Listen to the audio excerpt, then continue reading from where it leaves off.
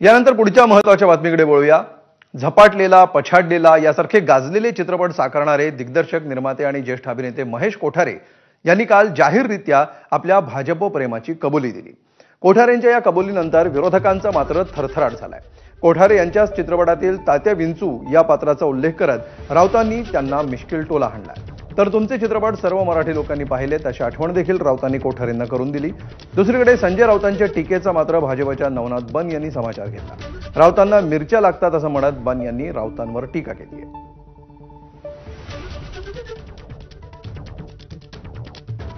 आपलं भाजप म्हणजे आपलं घर आहे, पण मी जरा सुद्धा भाजपचा भक्त आहे, मी मोदीजींचा भक्त आहे।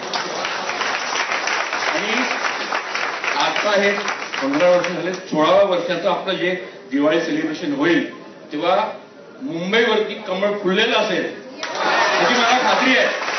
तर तसंच ह्या वेळेला आपल्या ह्या परिसरातून आपला एक कॉर्पोरेटर निवडून देण्यात येणार आहेच, पण तो एखादी सांगता येते, कारण भाजप नवीन नवीन लोकांना संधी देत असते, म्हणून सांगता येत नाही की एखाद्या ह्या वेळेचा महापौर सुद्धा इथून निवडून गेलेला असेल।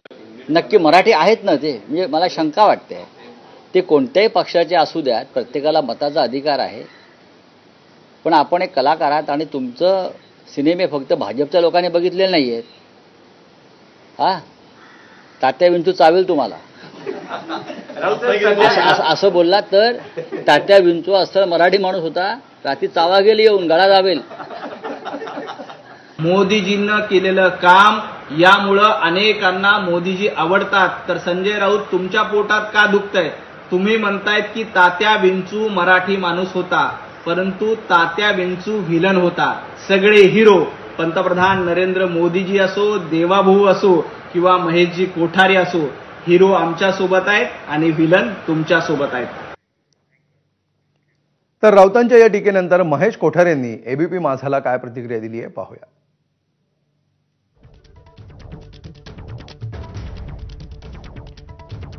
हे माझं प्रामाणिक आणि खरं मत आहे, मी माझं मत व्यक्त करू शकतो।